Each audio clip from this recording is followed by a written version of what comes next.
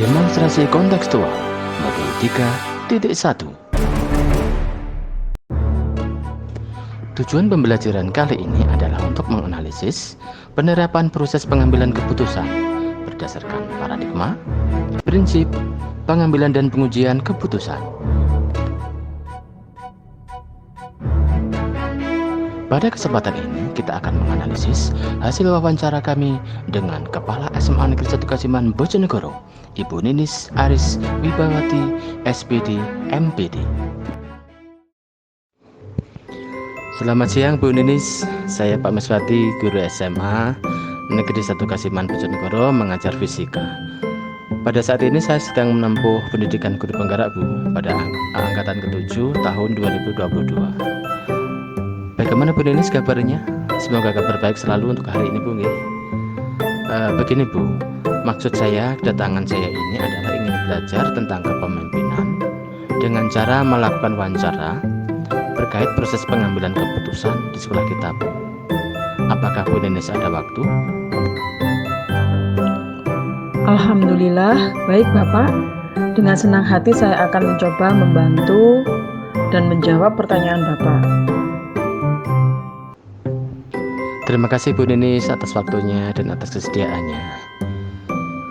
Dalam menjalankan proses kepemimpinan Bu, apakah Bu Ninis pernah menghadapi suatu dilema etika, yaitu situasi di mana Bu Ninis menghadapi dua kondisi, dua kepentingan yang sama-sama benar, namun saling bertentangan, dan di sini Bu Ninis dituntut untuk segera memutuskan dengan tegas memilih salah satu di antaranya. Saya diberikan tugas sebagai kepala sekolah sudah sekitar 5 bulan yang lalu, dan dalam masa itu saya sudah pernah mengalami masalah yang menyangkut dilema etika. Kalau pernah Bu, kira-kira contohnya apa Bu yang pernah dihadapi Bu? SMA Negeri 1 Kasiman adalah sekolah yang memiliki predikat Adiwiyata Provinsi mulai tahun 2017. Dan sampai dengan sekarang belum meningkat statusnya. Beberapa orang guru menyusulkan untuk segera maju ke tingkat nasional. Tetapi orang-orang yang mengelola kantin sekolah merasa keberatan karena program Adiwiyata itu dirasa akan mengurangi income mereka. Lalu langkah-langkah apa yang Bu Ninis lakukan untuk memutuskan salah satu dari kepentingan tersebut Bu? Saya memanggil kedua belah pihak dan mendengarkan apa yang mereka keluhkan. Kemudian saya mengumpulkan stakeholder yang ada untuk membahas hal tersebut. Kita dihadapkan pada masalah antara kemajuan sekolah atau kemanusiaan terhadap pengelola kantin. Saya mendengarkan segala masukan dan bersama menimbang dampak baik terhadap sekolah ataupun pengelola kantin ketika program Adiwiyata kembali dicanangkan di SMA Negeri 1 Kasiman. Setelah itu barulah kita memutuskan apa yang harus kita lakukan. Selain dilema etika Bu, apakah Bu Ninis mungkin pernah mengalami suatu bujukan moral, yaitu saat akan membuat keputusan namun mendapat suatu bujukan atau rayuan atau godaan dari orang lain Bu? Terkait masalah yang sama, yaitu penerapan kembali program Adiwiyata di SMA Negeri 1 Kasiman. Jika pernah, contohnya apa Bu? Dan bagaimana Bu Ninis mensikapinya? Bagaimanapun kita berpikir untuk kemajuan sekolah. Ada beberapa guru yang pro terhadap pengelola kantin yang mengatakan bahwa SMA Negeri 1 Kasiman masih belum siap untuk kembali melaksanakan program tersebut. Kita akan gagal kalau tetap berniat maju ke Adiwiyata tingkat nasional dan buang-buang dana. Begitu mereka berkata. Nah, kita kembalikan lagi bahwa ini adalah untuk kepentingan sekolah dan semua elemen harus mendukung. Begitu ya Bu. Lalu Bu, hal apa saja yang selama ini Bu Ninis anggap paling efektif dalam pengambilan keputusan pada kasus-kasus dilema etika? pendekatan personal kepada kedua belah pihak, dan keputusan diambil dengan bermusyawarah dengan stakeholder yang ada untuk mencari win-win solution terhadap permasalahan dilema etika ini. Baik. Tantangan apa, Bu, yang biasanya Bu Ninis hadapi dalam mengambil keputusan pada kasus-kasus dilema etika? Pasti ada pihak-pihak yang tidak puas dengan proses pengambilan keputusan yang dilakukan. Ada pihak yang merasa dirugikan dengan keputusan yang ada. Itu dampak negatifnya. Begitu, Bu, ya. Lalu Bu Ninis, apakah memiliki jadwal penyelesaian kasus dilema etika? Atau mungkin Bu Ninis langsung melakukan penyelesaian di tempat? Saya selalu menganalisis masalah yang terjadi dari berbagai sudut pandang. Jadi saya harus yakin dengan orang-orang yang akan saya libatkan dalam pemecahan masalah, sehingga solusi yang dihasilkan benar-benar bisa diterima semua pihak. Ketika saya menemukan masalah yang menyangkut dilema etika, maka akan segera saya selesaikan sesuai dengan urgensi dari masalah tersebut. Oh, begitu ya, Bu. Lantas, Bu, adakah pihak yang selama ini mempermudah untuk membantu Bu Ninis dalam pengambilan keputusan dalam kasus-kasus dilema etika? Ya, saya memiliki wakil kepala sekolah dan orang-orang lain yang bisa menunjang serta membantu tugas saya. Kadang juga saya berkonsultasi dengan ketua MKKS ataupun pengawas pembina jika memang masalah tersebut cukup rumit atau cukup sulit untuk kita selesaikan. Dari semua pengalaman dilema etika yang pernah Bu Ninis alami, menurut Bu Ninis, hikmah atau pelajaran apa, Bu, yang dapat diambil? Bahwa setiap orang pasti memiliki kepentingan terhadap suatu hal, dan ketika kepentingan itu bertumpang tindih dengan kepentingan orang lain, maka akan menimbulkan konflik. Tetapi bagaimanapun beratnya konflik itu harus kita selesaikan. Penyelesaian yang dimaksud adalah win-win solution dari hasil musyawarah dengan orang-orang yang terpercaya.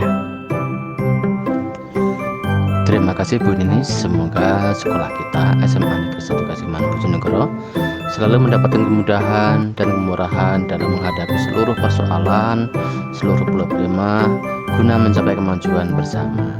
Matur nuwun, Bu Ninis, mohon pamit. Assalamualaikum.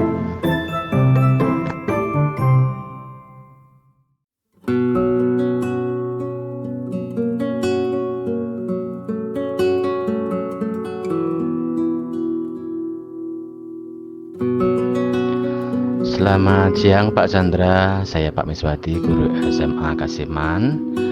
Saat ini saya sedang menempuh pendidikan guru penggerak Pak, angkatan ke-7 tahun 2022. Pripun Pak kabar Pak hari ini? Semoga kabar baik Pak Chandra nggih. Alhamdulillah Pak Miswati. Sebelumnya wassalamualaikum warahmatullahi wabarakatuh. Dan saya juga bersyukur untuk hari ini dan detik ini masih diberi kesehatan oleh Allah SWT. Alhamdulillah, syukurlah Pak Chandra. Semoga kita semuanya selalu dalam keadaan baik dalam lindungan Allah SWT. Amin. Ngeten Pak Chandra, maksud saya untuk mewawancari Bapak itu saya ingin belajar Pak tentang kepemimpinan, utamanya dalam proses pengambilan keputusan yang Pak Chandra lakukan di sekolah yang baru ini. Pak Chandra ada waktu untuk saya nggih? Amin amin ya rabbal alamin. Nggih Pak Wisati, monggo. Pada intinya adalah kita sama-sama belajarnya. Saya sendiri juga baru. Monggo Pak Mis. Nggih Pak Chandra, matur sembah nuwun sebelumnya sudah menyempatkan waktu untuk menyempatkan saya belajar dengan Pak Chandra. Ngeten Pak Chandra, apakah Pak Chandra pernah di sekolah Pak Chandra itu menghadapi sebuah dilema etika, yaitu di mana suatu kondisi yang Pak Chandra itu dihadapkan pada dua kepentingan yang sama-sama benar namun saling bertentangan, dan pada saat itu Pak Chandra dituntut untuk memutuskan dengan tegas memilih salah satu di antaranya itu Pak. Terima kasih Pak Wiswati. Ya, saya sebagai pengambil keputusan, tentunya hal-hal semacam itu sering saya jumpai, Pak Mis.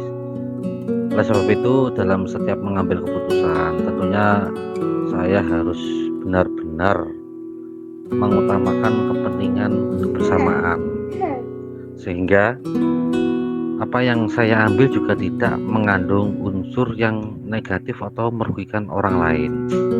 Disinilah letak dari kesulitan dalam mengambil suatu keputusan. Dan juga setiap keputusan juga memerlukan pengalaman, sehingga dengan pengalaman itu tadi kita akan mempunyai prinsip, sehingga dalam pengambilan keputusan juga akan menimbulkan suatu hal yang positif. Nah, jadi hal yang jenengan tanyakan tadi saya pernah, bahkan banyak sekali contohnya. Untuk yang akhir-akhir ini itu adalah saya harus mengambil keputusan tentang bagaimana untuk menyelesaikan administrasi BOS. Itu yang memang harus krusial. Contohnya gini, kadang kondisi keuangan saya di per Maret dan April itu minus, dan kemudian BOS muncul di bulan April kemarin baru cair, dan saya dalam bulan-bulan ini memerlukan suatu administrasi besar-besaran, apalagi SD saya mau akreditasi. Jadi saya harus memutuskan, saya harus membeli suatu alat atau mesin untuk menunjang pembelajaran dan juga administrasi sekolah. Contohnya kemarin itu adalah contohnya adalah printer ya, seharga 3 jutaan berapa gitu. Namun di sisi lain saya juga harus membayar GTT di bulan itu, belum saya terbayarkan. Oleh sebab itu pengambilan keputusan ini harus benar-benar saya lakukan sehingga tidak menimbulkan suatu efek di kemudian hari. Di satu sisi saya harus membayar GTT yang memang belum saya bayar 1 bulan. Di satu sisi saya harus memerlukan belanja printer untuk kebutuhan administrasi sekolah, padahal dana itu sudah minus. Sehingga setelah itu saya rapatkan dengan semua rekan kerja, dan saya beritahu konsekuen dan hal yang positif dan negatifnya untuk memutuskan harus bagaimana ini. Sebagian ada yang membayar GTT, sebagian yang memerlukan printer. Disinilah timbul suatu gejolak dalam diri saya. Mengingat dan menimbang, apalagi kelas 6 itu juga memerlukan administrasi dan adanya supervisi dan akreditasi, saya harus memutuskan untuk beli printer. Dan untuk pembayaran GTT, dan mohon kesadarannya untuk tidak mengurangi kemanusiaan kita sebagai manusia di antara yang lainnya, saya mohon kerelaannya untuk GTT saya pending 1 bulan. Dan ternyata dengan keikhlasan semuanya juga menyadari tentang keuangan ini, dan akhirnya kemarin harus beli printer. Pada intinya adalah setiap keputusan saya itu 80% itu adalah sesuai dengan keinginan rekan-rekan saya, karena saya merapatkan dan semuanya berhak untuk mengeluarkan pendapatnya masing-masing. Namun di 20% itu saya harus memutuskan. Nah, 20% inilah peran penting dari seorang pemimpin untuk menentukan langkah atau keputusan yang kita ambil secara moral dan secara prinsip, atau di guru penggerak adalah berpikir berbasis ya, and the based thinking, dan role based thinking, dan care based thinking, sehingga semuanya bisa mengena. Akhirnya saya memutuskan seperti itu, Pak. Oh, begitu Pak Anggi. Saya membayangkan Pak, begitu rumitnya dalam menghadapi dua kepentingan yang sama-sama benar, sama-sama diperlukan. Namun karena suatu hal, di sini Pak Chandra harus memutuskan satu di antara dua itu. Dan tentu saja di sini Pak Chandra mengalaminya bukan dalam hal lepas saja. Tadi sesuai yang Pak Chandra sampaikan, ternyata banyak hal yang serupa dengan dilema seperti ini. Terima kasih Pak Chandra. Kemudian Pak Chandra, apakah Pak Chandra juga pernah menghadapi suatu peristiwa bujukan moral, Pak, di mana Pak Chandra akan membuat keputusan, namun Pak Chandra itu mendapat semacam bujukan atau rayuan atau godaan dari orang lain seperti itu, Pak? Pernah nambatan? Memang di situ juga ada salah satu guru itu di luar dari rapat dari sidang itu kemarin itu ada yang menemui saya, ya semacam rujukan moral lah. Ada yang bertanya, Pak, misalnya kok beri printer itu nanti gimana, tidak kasihan sama GTT-nya kok 1 bulan belum dibayar gitu. Terus akhirnya saya menjawab, memang semuanya penting, Bu. Di sekolah kita ada printer satu tapi juga rusak. Kalaupun di servis ya biayanya hampir sama dengan membeli baru. Dan juga kita yang penting ini kan akreditasi kita itu kan beribu-ribu tagihan yang belum kita selesaikan. Nah, saya memutuskan untuk membeli printer karena satu dasarnya GTT yang belum terbayar 2 orang itu dari latar belakang dari orang mampu. Makanya saya agak tega sedikit. Nah, kecuali kalau saya lihat dari latar belakang GTT itu memang orangnya tidak mampu, itu baru saya pending untuk yang printernya. Itu yang pertama. Terus yang kedua, printer itu kan harganya itu relatif mahal. Makanya kalau sekarang beli, nanti bulan depan mungkin kita tidak bisa mampu untuk membeli printer karena akan ditumpu dengan satu ada kelulusan, 2 ada ujian sekolah dan sebagainya. Kita malah tidak mampu dan kita akan menumpuk suatu tugas. Itu nanti akan kita semuanya akan kena, kepala sekolah kena, guru-guru juga kena. Nah, kecuali kalau semua guru di rumah punya printer tidak masalah. Ini semua guru kan di rumah juga tidak ada yang punya printer. Itulah Pak Wis, bujukan moral itu pasti ada, itu 1-2 orang itu pasti ada. Begitu Pak Anggi. Dalam menghadapi bujukan moral itu, saya menangkap cara Pak Chandra mensikapi itu apa ya? Ternyata membutuhkan banyak pertimbangan dari sisi yang ini, dari sisi yang sana itu ternyata benar-benar dipertimbangkan secara matang begitu. Untuk cara mensikapinya Pak Chandra, saya membayangkan pula ini benar-benar hal yang rumit seperti itu.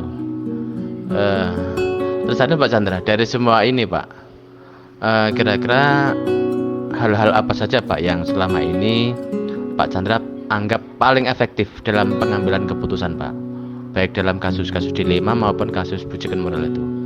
Hal yang paling efektif itu apa Pak menurut jenengan? Hal yang paling efektif itu kalau menurut saya dari yang sudah saya lakukan itu adalah mempertimbangkan baik dari individu maupun golongan maupun kelompok dan sebagainya, itu perlu pertimbangan semuanya Pak Mis. Jadi kita melihat suatu keputusan atau pengambilan keputusan atau masalah itu harus melihat dari depan, kiri, kanan, dan belakang, atas dan bawah, semuanya kita harus melihat.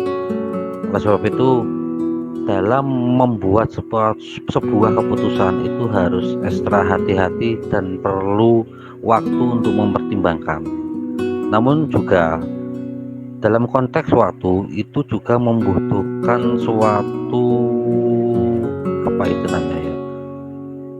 jangan sampai mengeluarkan keputusan itu sampai memakan waktu yang berlama-lama, itu loh maksud saya. Jadi segera diputuskan namun dengan pertimbangan baik secara individual maupun orang lain dan sebagainya, efek-efeknya dan sebagainya. Itu Pak Mis. Yang jelas intinya adalah efek dulu yang saya pertimbangkan. Setelah efek baru nanti muncul suatu ide atau gagasan atau keputusan yang harus saya utarakan. Jadi pokoknya adalah di efeknya dulu ya, menurut saya itu. Kalau memang itu tidak ada efeknya ya monggo langsung kita putuskan. Tapi kalau memang efeknya itu banyak ya kita harus mempertimbangkan dulu dan membutuhkan waktu.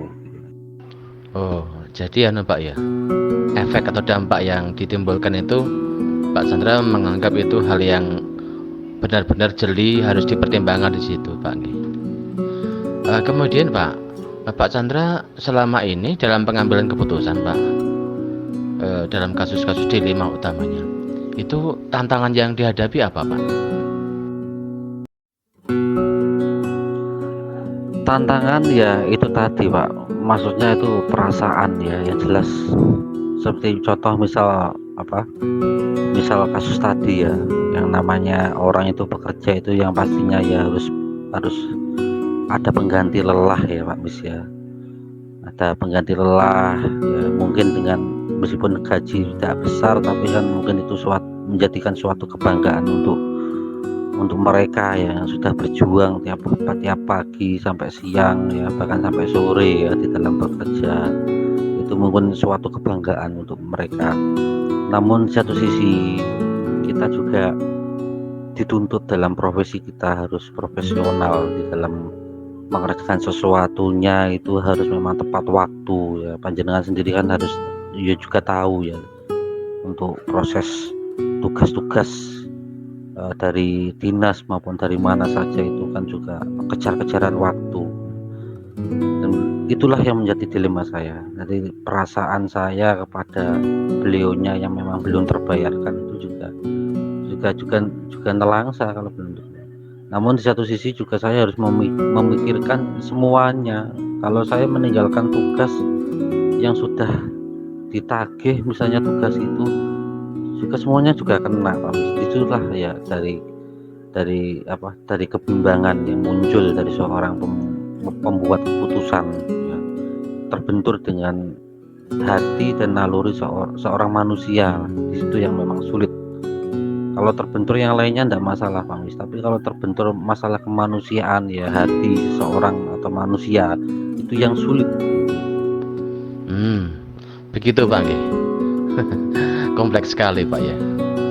Lalu Pak Chandra memiliki jadwal enggak untuk menyelesaikan kasus ini, Pak? Jadi pas Pak Chandra menghadapi sebuah dilema, Pak Chandra itu menjadwalkan penyelesaiannya atau langsung diselesaikan spontan seperti itu, Pak? Gini Pak Wis, kalau masalah itu kan kadang datangnya juga tidak terjadwal dan datangnya juga tidak terduga. Kalau masalah ambil keputusan itu harus segera ya, harus refleks ya. Nah makanya itu dari awal tadi saya sudah bilang, setiap pengambil keputusan itu juga ada unsur dari pengalaman, Pak Mis. Memang kalau tidak pengalaman dalam sebuah kasus ya mungkin akan kedodoran dalam hal itu, mungkin seperti itu. Kalau menurut saya seperti itu mungkin ya. Namun juga ada yang memang sudah kodratnya dia dalam mengambil keputusan baik ya. Ada juga yang semacam itu. Namun diantara orang-orang semacam itu kan saya diantaranya orang yang memang harus perlu belajar ya. Jadi saya harus setiap hari juga belajar dalam mengambil keputusan. Sebab itu untuk pertanyaan Pak Mis untuk masalah jadwal dalam menyelesaikan masalah, saya kira untuk saya pribadi saya tidak punya jadwal Pak Mis dalam menyelesaikan masalah, karena saya anggap bahwa permasalahan itu adalah kadang tidak tahu, kadang sewaktu-waktu juga akan muncul. Jadi kita harus siap ya. Mungkin dari tujuan dari guru penggerak itu ya kita digembleng dalam masalah pengambil keputusan yang harus mendadak, Pak Mis. Saya kira itu, Pak Mis. Oh, ternyata begitu, Pak nggih. Jadi Pak Chandra harus menyesuaikan kasus-kasus yang dihadapi itu nggih. Jadi jadwalnya ya menyesuaikan kasusnya itu. Ngoten ternyata. Terus yang ini, Pak, selama ini adakah pihak yang mempermudah atau membantu Pak Chandra dalam mengambil keputusan utamanya dalam kasus dilema ATK, Pak? Alhamdulillah selama ini ada Pak Mis ya. Untuk di lembaga kami itu ada yang memang usianya yang paling tua atau memang dituakan, jadi sehingga pengalamannya juga lebih banyak. Dan kadang ya bukan kadang lagi ya, saya sering untuk menanyakan bagaimana solusi dan bagaimana setiap keputusan yang baik itu bagaimana. Saya sering konsultasi dengan beliaunya. Dan apapun biasanya itu beliaunya juga ikut aktif di dalam merespon atau tiap ada kesulitan dari pengambilan keputusan saya ya. Jadi alhamdulillah selama ini saya ada yang membantu, yaitu juga rekan kerja juga. Namun rekan itu yang saya anggap adalah yang paling tua, yang paling pengalaman, dan yang paling pertama kali di lembaga itu tidak pernah pindah Pak Mis. Jadi angkatan berapa ya, 1900 berapa ya Pak Mis, pokoknya ini kurang 5 tahun ini sudah mau purna ya. Jadi setiap beliaunya mengutarakan apapun kok saya anggap kok baik gitu loh. Jadi sehingga apapun keputusan saya pasti akan saya pertimbangkan untuk beliaunya gitu. Jadi keputusan saya juga hitungannya juga bukan murni dari saya sendiri, jadi juga ada pertimbangan dari orang lain yang saya anggap memang beliaunya memang mumpuni di dalam bidang medan atau masalah atau apapun lah yang saya anggap beliaunya mampu gitu. Oh, ngoten Pak nggih. Ternyata ada juga yang mempermudah. Jadi saya membayangkan pula di balik kerumitan yang Pak Chandra hadapi, ternyata masih ada pula pihak-pihak yang dapat membantu atau mempermudah Pak Chandra dalam proses pengambilan keputusan dalam dilema ATK. Terakhir Pak Chandra, dari semua pengalaman dilema ATK yang Pak Chandra hadapi, kira-kira hikmah atau pelajaran apa Pak yang dapat Pak Chandra ambil dari situ? Hikmah yang saya ambil adalah setiap orang itu, apalagi seorang pengambil keputusan ya, itu modal yang paling penting itu adalah nek cara wong Jawane ojo krusa-krusu, ngoten Pak Mis ya. Jadi jangan terburu-buru, siapkan suatu bekal atau mental untuk membuat suatu keputusan yang baik, dan jangan sampai keputusan itu merugikan orang lain. Baik Pak Chandra, matur nuwun sangat waktunya untuk saya, sudah memberikan waktu. Saya dapat belajar dengan Pak Chandra dalam hal pengambilan keputusan pada kasus-kasus dilema. Semoga Pak Chandra selalu dimudahkan dalam semua langkah, dalam semua program-program di sekolah. Semoga berhasil dalam semua tujuan hingga tercapainya visi di sekolah Pak Chandra selama ini. Semoga pula Pak Chandra beserta keluarga dan keluarga besar SDN Sudu selalu diberi kesehatan, diberi petunjuk dan kebersihan selalu. Terima kasih Pak Chandra, matur nuwun. Assalamualaikum. Nggih Pak Mi, sami-sami kula nggih matur suwun atas pembelajarannya pada siang hari ini. Dan saya juga mengucapkan terima kasih atas doanya, dan amin amin ya rabbal alamin. Wassalamualaikum warahmatullahi wabarakatuh.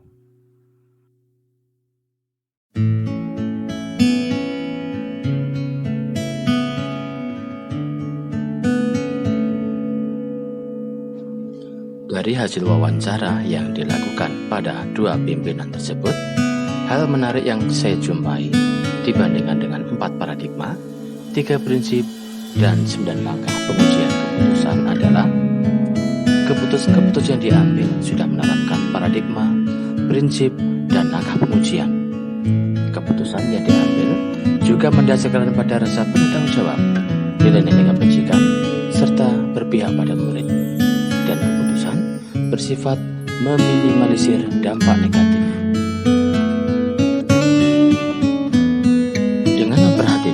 sesi wawancara dengan kedua pimpinan tersebut, persamaan yang saya jumpai adalah cara mengidentifikasi kasus, dilema, dan membuat keputusan yang dibuat dengan penuh rasa kemanusiaan. Di samping itu, masing-masing pemimpin memiliki paradigma dan prinsip yang berbeda dalam menyesuaikan kasus yang terjadi, dan mereka tidak berdasarkan jadwal. Rencana ke depan oleh para pemimpin dalam menjalani pengambilan keputusan adalah menggunakan 9 langkah keputusan. Keputusannya diuji dengan cara yang sederhana, yaitu sesuai dengan daya terima warga sekolah. Selain itu, beliau menyadari bahwa adanya potensi kecewa, komplain, protes, dan sejenisnya dari golongan-golongan tertentu, dan beliau menyiapkan opsi trilema. Pada penerapan pengambilan keputusan dilema etika yang saya terapkan di lingkungan saya, yaitu saya mengenali kasus dan mengidentifikasi nilai-nilai yang bertentangan. Saya berkolaborasi dengan pihak yang terkait, dan saya menerapkan 4 paradigma, 3 prinsip, dan 9 langkah dalam pengambilan keputusan, serta saya menerapkan sesuai dengan tingkat kegentingan kasus dilema. Dari kejelasan suara hasil rekaman wawancara dengan kedua pimpinan yang didapatkan adalah karena pada saat ini media komunikasi dengan handphone sedang laris diminati, maka wawancara saya lakukan dengan menggunakan handphone melalui aplikasi WhatsApp. Selain itu, saya merasa orang lain mudah memahami isinya dengan menggunakan voice note pada WhatsApp. Melihat durasi wawancara, maka dapat disimpulkan bahwa durasi wawancara sudah sesuai dengan kepadatan atau intisari materi.